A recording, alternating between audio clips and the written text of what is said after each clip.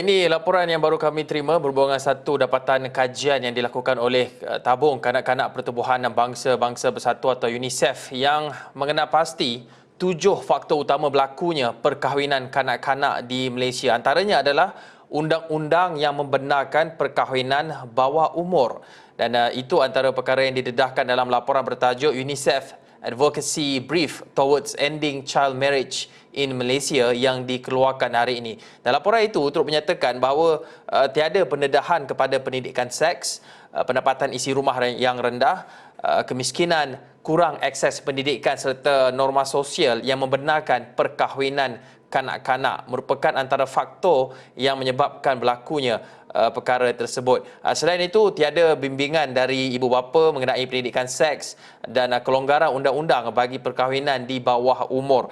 Dan laporan itu mendapati bagi tahun 2018 saja ada lebih hampir 2,000 iaitu 1,856 kanak-kanak yang dikahwinkan, dan kesan akibat perkahwinan kanak-kanak ini kata UNICEF berada pada tahap yang serius. Katanya kanak-kanak yang berkahwin mengalami gangguan emosi dan psikologi serta cenderung untuk tidak ke sekolah dan membawa kepada risiko kemiskinan lebih tinggi akibat kurang pendidikan, dan mereka juga lebih terdedah kepada keganasan rumah tangga. Oleh kerana masih lagi kanak-kanak, mereka mungkin mengalami komplikasi semasa mengandung dan juga melahirkan anak. Justru laporan UNICEF itu ada menyarankan beberapa langkah, 6 langkah sebenarnya bagi membendung perkahwinan kanak-kanak di Malaysia. Antaranya, UNICEF turut menggesa pembaharuan undang-undang dengan menetapkan had umur perkahwinan hanya kepada 18 tahun tanpa mengira jantina, bidang kuasa dan juga adat. Dan untuk mengulas lanjut mengenai perkara ini, untuk kita memahami apakah cabarannya untuk menangani perkahwinan kanak-kanak di Malaysia ini, kita bersama dengan Profesor Datuk Nur Aziah Muhammad Awal, Pesuruhjaya Kanak-Kanak Suhakam. Prof, apakah langkah ataupun halangan, cabarannya untuk kita menangani masalah perkahwinan kanak-kanak ini? Sebenarnya perkahwinan kanak-kanak ni bukan perkara baru. Jadi bila dia sudah menjadi sebahagian daripada budaya kita, maka tentulah untuk mengubah perkara itu mengambil masa dan juga mengambil memerlukan kerjasama dari semua pihak. Jadi dari segi itu yang telah disenaraikan oleh UNICEF itu adalah cabaran-cabaran yang perlu kita hadapi untuk membasmi ataupun untuk memberhentikan perkahwinan kanak-kanak di Malaysia.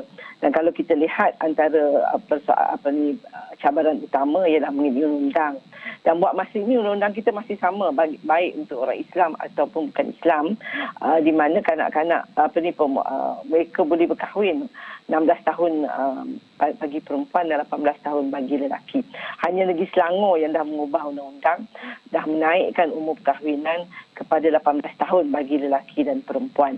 Jadi itu bagi saya sesuatu yang perlu kita lihat, dan kerana takrifan perkahwinan kanak-kanak ni ialah perkahwinan di antara kanak-kanak orang yang berumur di bawah 18 tahun, dan juga di mana kanak-kanak perempuan dikahwinkan dengan lelaki yang lebih berumur, umurnya 2 kali ganda daripada pengantin perempuan itu sendiri. Itu juga perkahwinan kanak-kanak.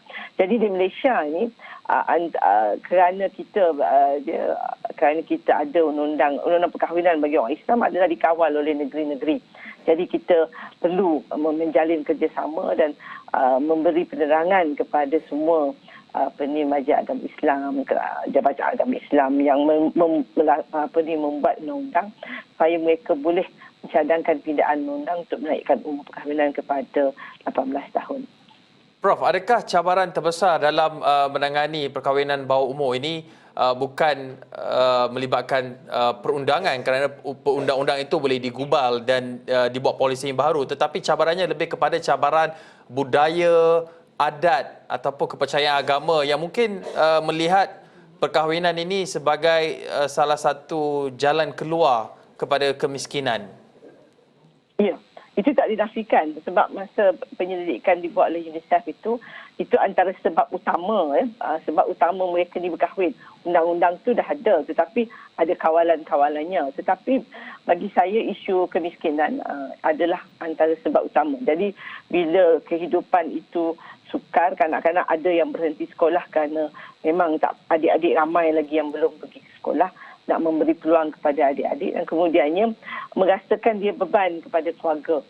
Itu juga antaranya sebab tidak cukupnya wang dalam keluarga itu, maka anak-anak perempuan dikahwinkan. Itu daripada dulu sampai pun sekarang berlaku perkara ini. Tapi kita tidaklah seteruk setengah negara yang mana anak-anak dikahwinkan kerana nak bayar hutang, ya, dikahwinkan kerana sebab-sebab tertentu. Ada adat-adat budaya di negeri lain yang tak ada dekat negara kita. Tapi di negara kita kebanyakannya kerana pada awal lagi persepsinya kanak-kanak perempuan tak perlu mendapat pendidikan tinggi, dan kemudiannya bila keadaan keluarga yang miskin dan sukar itu, mereka mengahwinkan anak-anak perempuan lebih muda kerana itu akan melepaskan tanggungjawab ibu bapa itu terhadap penanggungan anak tersebut.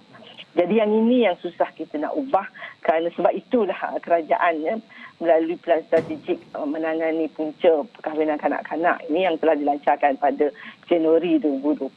Kalau dilihat dekat situ, memang sudah ada plan untuk mengatasi masalah kemiskinan ini. Adalah isu di mana menyediakan skim grant yang ada sekarang. Kerana kita dalam keadaan COVID ni memang ada bantuan-bantuan yang kerajaan berikan. Tetapi dicadangkan juga supaya ada grant yang disediakan untuk anak-anak yang dalam kumpulan B40 daripada 55 tahun ke bawah, dan kemudian yang ke atas ni kita juga nak cuba mendapat perhatian daripada Kementerian Pelajaran Malaysia KPM supaya menjadikan sekolahan menengah itu wajib. Jadi kalau anak-anak sekolah rendah pun wajib, sekolah menengah pun wajib, maka mereka ini perlu pergi ke sekolah, mendapat pendidikan dan tidak berada di luar sekolah dan akhirnya terlibat dengan perkahwinan kanak-kanak. Prof, pendidikan itu satu perkara, tapi pendidikan seks itu juga satu perkara yang berbeza. Kalau kita lihat laporan UNICEF, antara puncanya adalah tiada pendedahan terhadap pendidikan seks yang menyebabkan mereka mungkin tidak faham mengenai hak mereka dan juga kesan terhadap perkahwinan di usia kanak-kanak ini. Dan UNICEF juga ada mencadangkan supaya kurikulum bersesuaian mengikut umur diwujudkan di sekolah rendah dan sekolah menengah, tetapi sehingga kini kita tidak menyaksikan. Jadi apakah sebenarnya halangan? Adakah kerana isu ataupun perkataan pendidikan seks itu saja sudah dilihat sebagai satu tabu? Ya, sebenarnya saya rasa ramai bapa masa kita mula-mula mencadangkan pendidikan seks tu merasakan kenapa nak ajar perkara-perkara sedemikian. Sebab itu masyarakat kita budayanya ialah bila cakap pasal seks, perkara-perkara itu tak boleh dibincangkan dengan anak-anak dan sebagainya.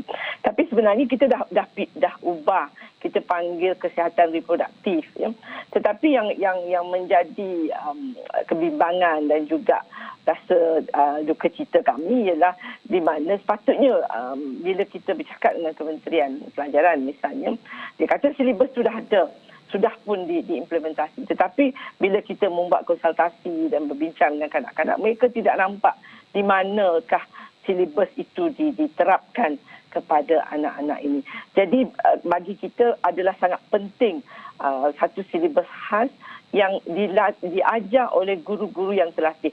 Kita tak boleh ada silibus saja tapi tidak ada orang yang terlatih untuk memberi pengajaran mengenai pendidikan kesihatan reproduktif ini. Dan sebenarnya dia bukanlah isu untuk bagaimana cara dan sebagainya mengenai hubungan seksual itu, tapi lebih kepada menjaga diri, menjaga kesihatan reproduktif kita, dan bagaimana anak-anak ini boleh dididik mengenai kalau dia mengadakan hubungan seksual, ini adalah kesan-kesan hubungan seksual, misalnya mengandung dan sebagainya itu. Dan ini adalah perkara yang sangat penting diberi didikan juga kepada anak lelaki, bukan anak perempuan saja.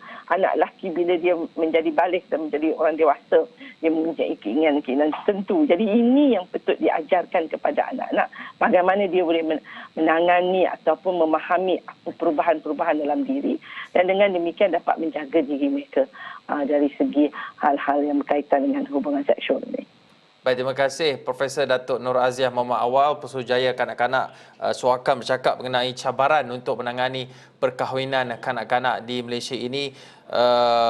Terima kasih di atas perkongsian dan juga pandangan yang diberikan itu. Kita akan berhenti rehat seketika, kembali selepas ini.